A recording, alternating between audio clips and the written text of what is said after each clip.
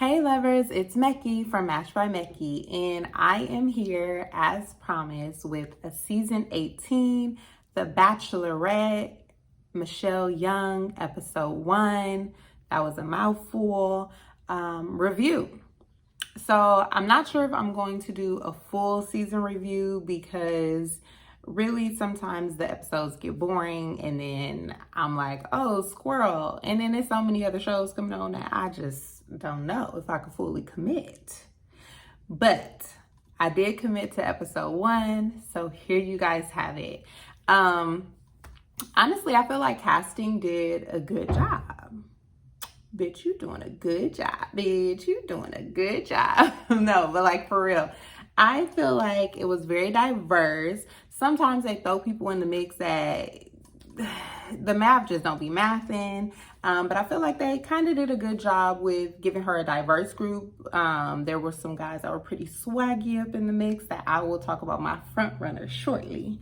But yeah, overall, I think casting did good. There were some people that was like, maybe they looked better on the gram or maybe they looked better on the casting tape.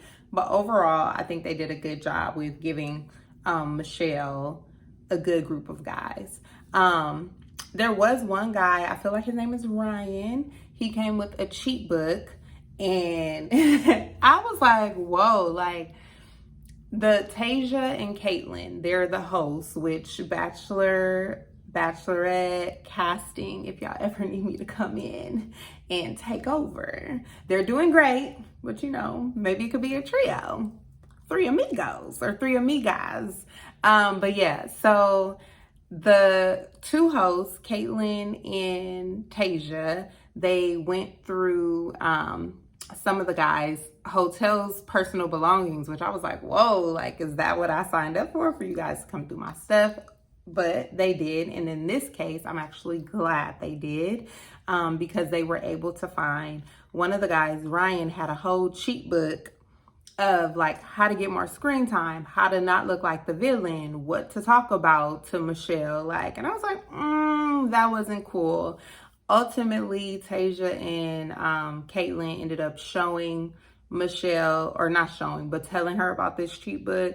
And it kind of sucked because she did have an initial connection with him at the beginning, but I'm glad that she showed his ass the door and he got the boot early on. So props to you, Michelle, for not taking no shit. There is a front runner guy, and he reminded me of Chris Brown. If he reminds you guys of Chris Brown, let me know. First, my husband was like, he don't look like Chris Brown. And then he looked at him again. He was like, he kind of do look like Chris Brown. I be knowing. I don't want to put all my eggs in this guy Nate's basket, but okay. He was like, it's better Nate than wait, oh my God. It's better Nate than never. Did I say it right? Whatever. I thought he was cute for her. Like I said, I don't want to put all my eggs in his basket because you never really know. Like some people be with some straight bullshit. And I don't want to say he's with the bullshit, but I don't know. Like imagine Chris Brown, older, taller brother. Like, you think he really ready to settle down? We gonna see. But so far, he's my front runner. There were a couple more, 2nd, 3rd, 4th place.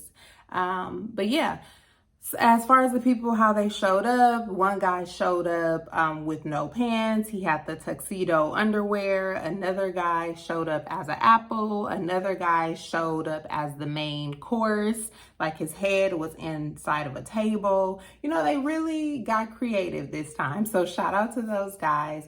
There was one guy from Michelle's hometown who she was like, wait, you look familiar.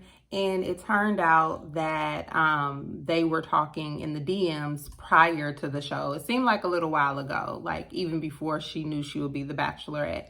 And she said something about him ghosting her, which that's a red flag. But he explained himself. I didn't get to hear the full explanation because I had a lot going on. Lakers was playing, Dodgers was playing. Shout out to the Lakers, even though y'all lost last night. We ain't gonna tap into that.